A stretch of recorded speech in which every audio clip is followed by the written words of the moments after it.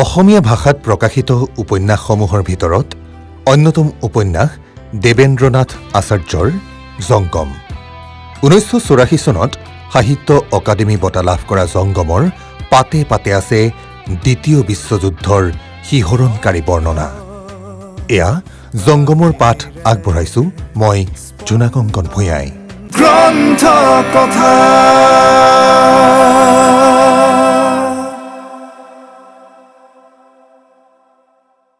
মানকু। মান্দালয়ৰ ওচৰৰ অকণমানি গাঁওখনত বিশাল ইৰাৱতীও যেন মৰমতে এটা পাক দি গৈছে। অদূৰত আভা আৰু অমৰপুৰ, ব্ৰহ্মদেশৰ দুখন পৰিত্যক্ত ৰাজধানী, বিলুপ্ত ইতিহাসৰ দুখিলা পাত, জীৰ্ণ শীৰ্ণ অট্টালিকা আৰু আকাশ চোৱা পেগুদাবিলাকৰ খহি পৰা কলচীবোৰৰ স্তূপ,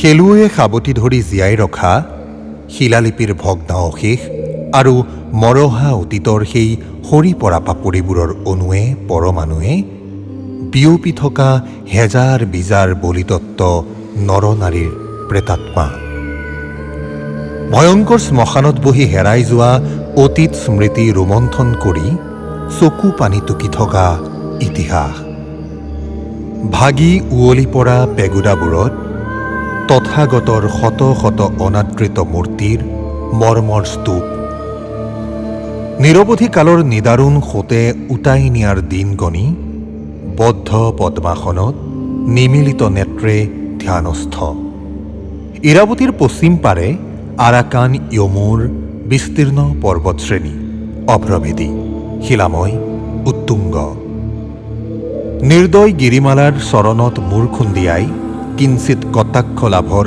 আত্মতুষ্টিত ধন্য হোৱা ইৰাৱতী চিন্দুইন সংগমৰ উত্তাল জলতৰংগ, নিৰাসক্ত স্তব্ধ স্থিতি আৰু উচ্ছল মুখৰ গতিৰ নিবিড় সমাৱেশ, উত্তৰে ব্ৰহ্মদেশৰ উদীয়মান ৰাজধানী মান্দালয়, ৰাজবংশৰ প্ৰেম প্ৰণোদিতা নৱবধূ, সুসজ্জিতা সালংকৃতা যৌৱনোচ্ছলা, বিলাস ব্যসন ভোগলিপ্সাৰ সাম্ৰাজ্য, সেই ৰাজকীয় ঐশ্বৰ্য হাঁহি মুখে উপেক্ষা কৰি মান্দালয়ৰ নিচেই কাষতে জিলিকি আছে অগণিত ধৰ্মীয় আৰু গগনচুম্বী চূড়াৰে পৰিবেষ্টিত শান্ত সৌম্য আৰাকান পেগোডাৰ স্বৰ্ণমণ্ডিত কলচী, কালজয়ী মহামুনিৰ ধ্যানস্থ বিশাল মূৰ্তিৰ চৌপাশে কৰপুতে প্ৰদক্ষিণৰত ভিক্ষু আৰু অচেলেকসকলৰ ওম মণি পদ্মে ওম ধ্বনিৰ লগে লগে মুণ্ডিত মস্তক গৈৰিক বসনধাৰী ছয়াদেউসকলৰ উদ্বেলিত শিৰ, স্তূপীকৃত স্বৰ্ণ ঐশ্বৰ্যৰ মাজত নিৰাসক্ত বুদ্ধ নিৰ্বিকাৰ ধ্যানস্থ, বসনবিহীন মহামুনিৰ চৰম নিঃকিনতাই যেন বিপুল সম্পদ আৰু বিলাসক ব্যংগ কৰি নিচিকিয়াই হাঁহিছে, যেন ওম মণি পদ্মে ওম ধ্বনিৰ প্ৰতিধ্বনি মুখৰ বিৰতিৰ ক্ষণে ক্ষণে যুগান্তৰ ঘৃণা আৰু অৱজ্ঞা উথলি উঠি সোঁৱৰাই দিছে ঐশ্বৰ্য সম্পদ, ভোগলিপ্সা আৰু মদমাৎসৰ্যৰ অৰ্থহীনতা। এই ইৰাৱতী প্ৰশান্ত সুবিস্তীৰ্ণ জলৰাশি, মন্থৰ গম্ভীৰ গতি, অন্তৰত অশান্ত কল্লোল প্ৰচণ্ড ক্ৰোধত প্ৰবহমান অন্তঃস্ৰোত, অংগে প্ৰত্যংগে অবিশ্বাসী হিংসুক আৱৰ্ত, দুয়োপাৰে অনন্ত আকাশৰ পটভূমিত পৰ্বতৰ একা বেকা ৰেখা, পাহাৰৰ প্ৰতিটো শৃংগতে তীৰ বিৰাই উঠিছে জোঙা জোঙা পেগুদাৰ কলচীবোৰ, পাহাৰৰ বুকুত চকলা চকল ৰঙামাটিৰ জুম পথাৰ, তাৰ সীমাৰ কাজিমবোৰ আকাশলৈ উঠি যোৱা খটখটিৰ দৰে দেখি, পশ্চিমৰ আৰাকান য়মু পৰ্বতশ্ৰেণীৰ মাজত বেলি ডুব যায়, ৰান্ধনী বেলিৰ পৰশত ইৰাৱতীৰ ৰূপালী ধাৰা তেতিয়া এচমকা কেঁচা তেজ হৈ পৰে,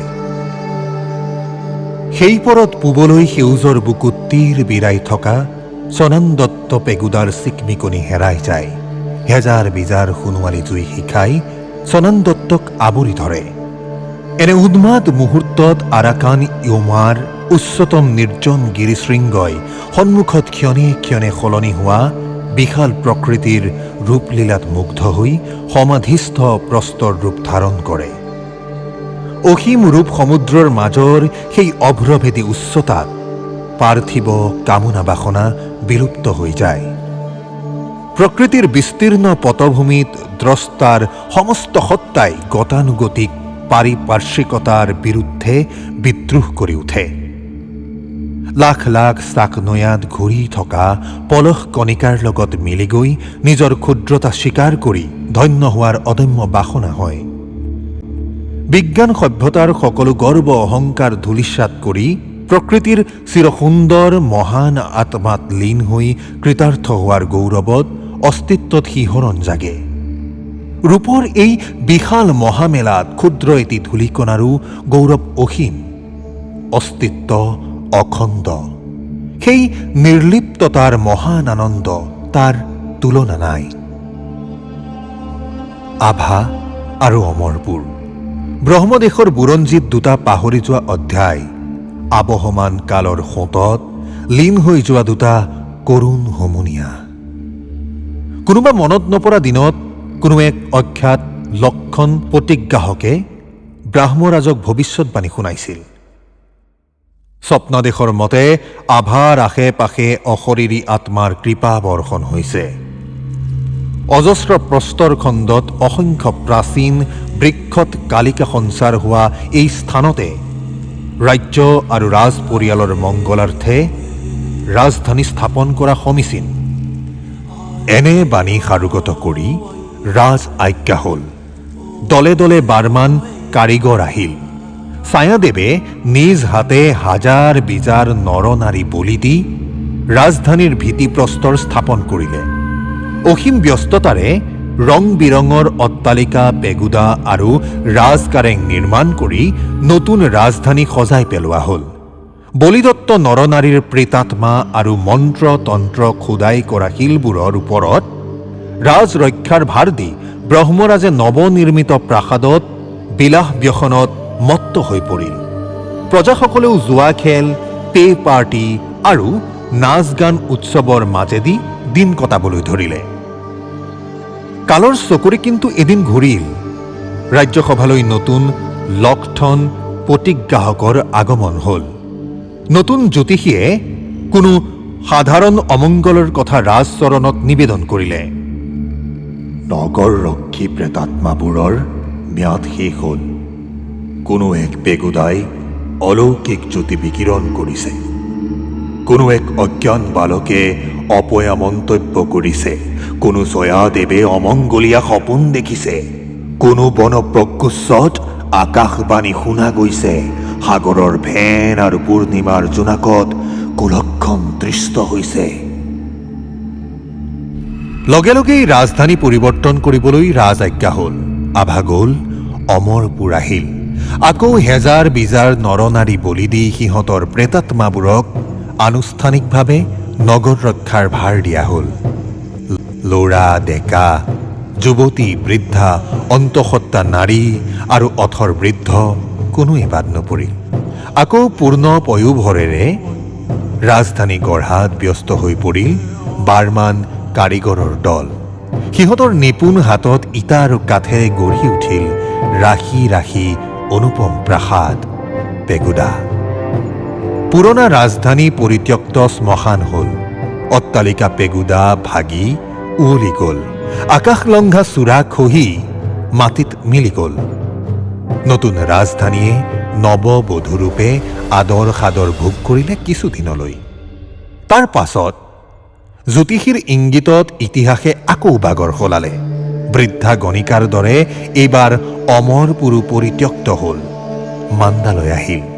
সপোন আৰু ভৱিষ্যৎবাণীৰ কুসংস্কাৰে জন্ম দিয়া ৰাজধানীবোৰ জহি খহি গ'ল। নৰবলি আৰু পাশৱিকতাৰ ভিত্তিপ্ৰস্তৰত খেলুৱে ধৰিলে। মিন্দন ৰজাই বাছি বাছি বলি দিয়া ১০০ গৰ্ভা নাৰীৰ প্ৰেতাত্মাই গৰ্ভস্থ সন্তানৰ প্ৰেতাত্মাৰে মিলিত হৈ অশেষ ক্ষমতাশালী হোৱা সত্ত্বেও অজস্ৰ অভিসম্পাত, হুমুনিয়া আৰু চকু পানীয়ে উটাই নিয়া ৰাজধানীবোৰ ৰক্ষা কৰিবলৈ সমৰ্থ নহ'ল। এই অভিশাপ, এই হুমুনিয়াহৰ বিষবাষ্প একোৱেই কিন্তু ধনিষ্ঠা মানুহ তলাব নোৱাৰিলে মান্দালয়ৰ নিচেই কাষতে সগৰ্বে মূৰ তুলি থকা আৰাকান পেগুদাৰ উদ্ধত আকাশচুম্বী চূড়া। পেগুদাৰ অন্তঃকক্ষত শ্বেতস্বত্ব মণি মণ্ডপৰ তলত মহামুনিৰ স্বৰ্ণমণ্ডিত মূৰ্তি পদ্মাসনত ধ্যানস্থ, নিৰ্বিকাৰ, নিশ্চল। লোকোত্তৰ প্ৰবাদ মতে অতীজত পৰিবৰ্জনৰত তথাগতে আকাশ পথেদি আহি পাণ্ডৱ বৰ্জিত আৰাকান দেশত চৰণ ধূলা দিওঁতে হিন্দু দেৱৰাজ শত্ৰুই বৌদ্ধ ধৰ্মত শৰণ লৈ মহামুনিৰ এই মূৰ্তি নিজ হাতে নিৰ্মাণ কৰিছিল তথাগতক স্বাগতম জনাবলৈ। এই মূৰ্তিত ফুটি উঠিছে গৌতম বুদ্ধৰ অবিকল পাৰ্থিৱ ৰূপ, জীৱন্ত পুত্তলস দিশ। আনকি স্বয়ং বুদ্ধই স্বকীয় পাৰ্থিৱ দেহ বুলি ভ্ৰম কৰি অন্তমন হৈ মহামুনিৰ এই মূৰ্তিক আলিংগন কৰিছিল। তেতিয়া এই মূৰ্তিয়ে নীলপদ্মৰ স্বৰ্গীয় ঘ্ৰাণ বিকিৰণ কৰিছিল আৰু বৌদ্ধ নীতিশিক্ষাৰ উপদেশাৱলী ৰত্তবাসী আৰু তথাগতৰ সৈতে আলোচনা কৰিছিল। এনে ঐতিহাসিক যশস্যাৰে মণ্ডিত মহামুনিৰ এই মূৰ্তি বহু শতাব্দী জুৰি আৰাকান ৰাজ্যত সংৰক্ষিত আছিল। কাষৰীয়া ৰাজ্য ব্ৰহ্মদেশৰ অনেক প্ৰতাপী ৰজাই কিন্তু এই মূৰ্তি অপহৰণ কৰি নিজৰ ৰাজ্যত স্থাপন কৰাৰ সপোন দেখিছিল। বৌদ্ধ আদৰ্শৰ মহৎ প্ৰেৰণাৰে উদ্বুদ্ধ ব্ৰহ্মৰাজ আনাত্তৰহতাই এই উদ্দেশ্যেৰে বিপুল সৈন্যবাহিনী লৈ গৈ আৰাকান জয় কৰিলে। মহামুনিৰ বিশাল আকাৰ আৰু ওজনে কিন্তু তেওঁৰ আকাংক্ষা সফল হ'বলৈ নিদিলে। মহামুনিৰ মূৰ্তি কঢ়িয়াই নিবলৈ উপযুক্ত বুলি বিবেচিত হোৱা ৰজাৰ একমাত্ৰ শ্বেতবাৰণে মূৰ্তিটো লৰাবকে নোৱাৰিলে। অন্য সাধাৰণ হাতীৰে টনাই নিয়াটো মহামুনিৰ পক্ষে অপমানৰ কথা বুলি আৰাকান বিজয়ী আনাত্তৰহতা সুদা হাতে স্বদেশলৈ ঘূৰিল। আৰাকানৰ নিৰ্জন বনপ্ৰান্তত মহামুনি আগৰ দৰেই ধ্যানস্থ হৈ থাকিল। বিফল মনোৰথ আনাত্তৰহতাই প্ৰচাৰ কৰিলে যে মহামুনিৰ মূৰ্তিত দেও জপোৱা আছে। মন্ত্ৰতন্ত্ৰৰে দেও হাকাৰি কালিকা আঁতৰাব নোৱাৰিলে ইয়াক লৰোৱা সম্ভৱ নহয়। পৰিশেষত ব্ৰহ্মৰাজ বদাত্তপায়ে মহামুনিৰ মূৰ্তি আৰাকানৰ পৰা নি মান্দালয়ৰ কাষৰ আৰাকান পেগুদাৰ বিশাল চেটিয়ত থাপিলেগৈ। আৰাকান আক্ৰমণৰ আগে আগে এটা যাদুমন্ত্ৰকাৰীৰ দল তীৰ্থযাত্ৰীৰ ছদ্মবেশত মহামুনিৰ চেটিয়লৈ পঠোৱা হৈছিল। এওঁলোকে মন্ত্ৰ তন্ত্ৰ কৰি মহামুনিৰ গাত থকা দেওকালিকা আঁতৰালে। শিলালিপিৰ মতে অলেখ পৰ্বত পাহাৰ অতিক্ৰম কৰি সুদূৰ আৰাকানৰ পৰা মান্দালয়লৈকে মহামুনিৰ এই মূৰ্তি কঢ়িয়াই নিবলৈ বদাত্তপায়ে অকল ক্ষমা, দয়া, অহিংসা আদি মহৎ গুণৰ সহায়তেই সমৰ্থ হৈছিল। আচলতে 30,000 সৈন্যৰ এটা সমদলে অশেষ কষ্ট আৰু যন্ত্ৰণা সহ্য কৰি মূৰ্তিটো টানি নিছিল। আৰাকান পেগুদাৰ সিংহদ্বাৰৰ পৰা চেটিয়লৈকে দীঘলীয়া বাটচোৰাটোৰ দুয়োকাষে খাদ্যদ্ৰব্য, সোণৰ পাত, ধূপ ধূনা আৰু মমবাতিৰ বজাৰ, কেওফালে বেচা কিনা মানুহৰ ভিৰ। বৈশাখ পূৰ্ণিমাৰ উৎসৱত মহামুনিৰ গাত সোণৰ পাত মেৰাবলৈ বিপুল জনসমাগম হয়। এই সময়তে মান্দালয়ৰ বাটে পথে মূল্যৱান পাথৰ, ঔষধ, সাপৰ জিভা, বাদুলিৰ তেজ আৰু গান্ধকলাই বেচি ফুৰা তিব্বতীবোৰৰ সমাগম হয়। অপৰিষ্কাৰ বিশৃংখল বজাৰবোৰ পাৰ হৈয়েই মহাচেতীয় প্ৰাংগণ, সোঁমাজতে বিৰাট কশ্যপকুণ্ড। বিস্তীৰ্ণ প্ৰাংগণত তাল গছৰে ভৰা কুঞ্জবন, মাজে মাজে সিঁচৰতি হৈ থকা অলেখ শিলালিপি, খণ্ড বিখণ্ড প্ৰস্তৰ, সিমূৰে পিতলেৰে গঢ়া ছজোৰা মানুহ আৰু হাতী। এওঁলোক চেতীয়ৰক্ষী। চেতীয়ৰ মণিকোঠত মহামুনি।